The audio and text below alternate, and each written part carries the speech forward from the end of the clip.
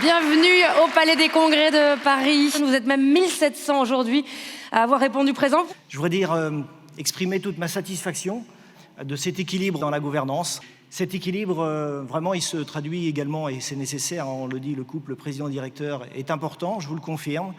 On a pris un certain nombre de décisions au cours de cette année qui ont eu leurs effets, mais également donc, nous projeter dans l'avenir d'un plan triennal économique qui s'appelle « Grandir ensemble ». On va créer un groupe à l'échelle internationale. On doit pouvoir être beaucoup plus compétitif avec plus d'outils digitaux. On parle d'intelligence artificielle maintenant, de comment on s'approprie ces nouvelles technologies pour transformer nos modèles. Ça, c'est un enjeu important et c'est là où InVivo peut réunir l'ensemble des coopératives, discuter, échanger, co-construire, co-investir au service de la compétitivité de la ferme France. Nos résultats témoignent une nouvelle fois de la performance opérationnelle et financière solide et de la résilience de notre modèle avec la diversité de nos métiers qui se complètent parfaitement dans ce contexte complexe. On se projette sur le long terme, ça permet d'aligner le conseil d'administration, ça permet de travailler sereinement, ça permet d'engager nos équipes. Nos collaborateurs, y compris très loin dans notre organisation, ont vraiment le sentiment, à raison, d'être pris dans un projet collectif et engagé. Quand on communique avec le sport, par exemple, sur InVivo, c'est pas pour qu'InVivo devienne une marque connue, c'est juste pour fédérer les équipes autour de valeurs communes, des valeurs d'engagement, des valeurs de collectif, pour créer une culture commune, en France et à l'international. Le projet de Bioline, c'est de développer et de continuer à construire l'offre que nous avons appelée la troisième voie de l'agriculture, pour répondre à 3 grands défis. Un, de continuer à produire en qualité et en quantité nécessaire, en intégrant de plus en plus des exigences à la fois sociétales, des exigences environnementales, et tout ça en continuant à maximiser la rentabilité pour les agriculteurs. Cette première année, on l'a aussi fait pour renforcer nos actions sur les filières. Alors, bien entendu, à destination prioritairement des industries du groupe. Je pense à la malterie, à Epicence, mais aussi vers le négoce. On a beaucoup travaillé à accélérer notre projet Farmi, un outil qui va permettre de renforcer la relation entre nos forces commerciales et nos agriculteurs. InVivo est l'héritière d'une volonté farouche de nos aînés de construire ensemble l'avenir de nos agricultures. Et donc je voudrais vous témoigner que le conseil d'administration et les équipes d'InVivo sont dans le même état d'esprit en gardant en perspective la compétitivité de l'agriculture française. Cette année, on a chargé dans nos navires presque 11 millions de tonnes de grains. Donc ce qui est quand même le signe du succès de cette nouvelle organisation. Aujourd'hui, on exporte à peu près 25% des céréales et des grains français. Donc on est le premier acteur aujourd'hui en France. Alors pourquoi il faut être présent à l'international ? Parce que une tonne sur 2 que je produis sur mon exploitation, elle est destinée à l'export. On alimente tous les outils, bien sûr, du groupe InVivo, bien sûr des coopératives adhérentes. Donc on a un vrai rôle sur la souveraineté alimentaire française, et c'est quelque chose de très important.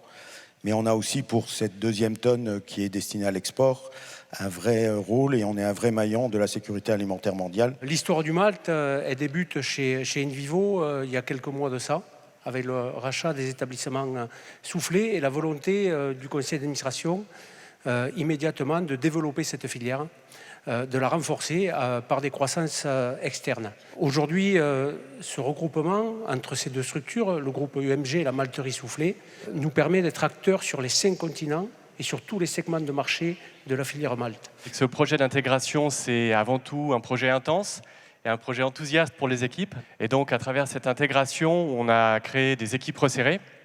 La première autour des ressources humaines. On est maintenant 2500 dans 20 pays. Et dans nos 20 pays, nous cultivons l'orge avec des agriculteurs. Mais c'est la France qui reste aujourd'hui le premier pays duquel nous exportons à la fois de l'orge, mais surtout du malt nous concernant. Quand on rachète Soufflé, on a une boulangerie industrielle qui perd beaucoup d'argent. Et finalement, en 18 mois, on est passé de moins 40 millions d'EBITDA à plus 12. C'est quand même tout juste spectaculaire. On a un concept qui s'appelle Semons du sens. Et on se dit, on va mettre le même patron qui va s'occuper des moulins, des ingrédients et de la boulangerie industrielle pour créer vraiment une entité, une plateforme commune au service de la valorisation des filières blé-meunier. Oui, ça a été une année très, très riche.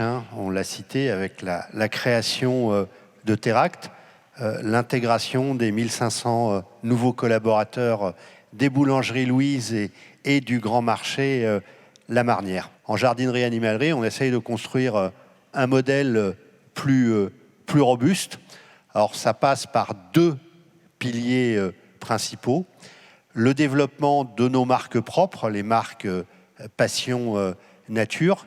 Le deuxième grand levier, c'est l'omnicanalité. Ça nous a permis de relancer notre site jardiland.com, notre site gamevert.fr, avec un modèle tout à fait original, puisque nous redonnons l'ensemble du chiffre d'affaires et de la rentabilité directement à tous les magasins, dès lors que nous pouvons relier le client à un magasin. J'ai participé donc à l'ouverture de la boulangerie Louise à quelques mètres d'ici sur la plus belle avenue du monde et les Champs-Élysées. Nous avons une signature qui s'appelle agriculteur meunier boulanger.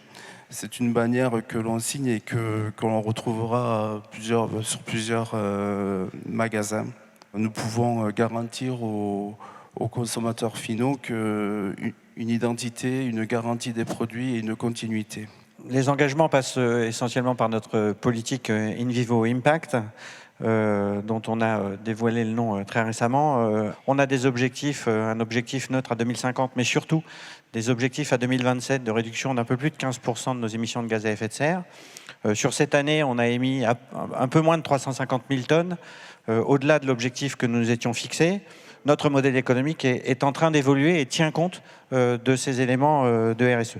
Il y a un an, sous l'impulsion de notre président Jérôme, un comité transversal RSE a été créé. Ce comité est positionné au cœur de la stratégie d'InVivo. Il est composé de collègues membres du conseil d'administration de l'Union InVivo. Il est urgent pour l'agriculture d'être force de proposition et acteur de solutions pour faire évoluer nos modèles agricoles. Le dossier graphite. Ce dossier graphite a un objectif de commercialisation de matières premières bas carbone au sein du groupe Soufflet Négoce by InVivo. Cette initiative permet de créer de nouveaux horizons. Ce projet est à la fois porteur de sens et créateur de valeur. Chez Microsoft, chaque entité, chaque pays finalement peut choisir ses industries prioritaires. Et Microsoft France a choisi l'agriculture. Pourquoi ? Tout naturellement parce que c'est l'impact économique, sociétal qui est extrêmement important. Et pour ce faire, il n'y avait qu'un groupe avec qui on se devait d'engager pour impacter vraiment fortement en fait, l'agriculture, et c'était le groupe InVivo. Aujourd'hui, Aladin.farm, c'est la première marketplace des coopératives agricoles qui a clôturé son exercice dernier à plus de 230 millions d'euros de chiffre d'affaires, ce qui la propulse finalement dans le trio de tête des plateformes européennes. Donc c'est une plateforme qui grandit à travers 14 groupes coopératifs pour omnicanaliser la relation qu'elles entretiennent avec leurs agriculteurs. Pour InVivo, la victoire, c'est permettre à l'agriculteur d'être plus compétitif, mieux rémunéré. Pour InVivo, la victoire, c'est lorsque l'origine française est valorisée sur les marchés mondiaux. Pour InVivo, la victoire, ça a été dit, c'est de pouvoir voir agriculteurs, meuniers, boulangers affichés sur l'avenue la plus belle du monde. Et puis pour InVivo, la victoire, c'est de faire de l'activité Malte, un fleuron français sur la scène mondiale. Et tout simplement, pour InVivo, la victoire, ça se cultive.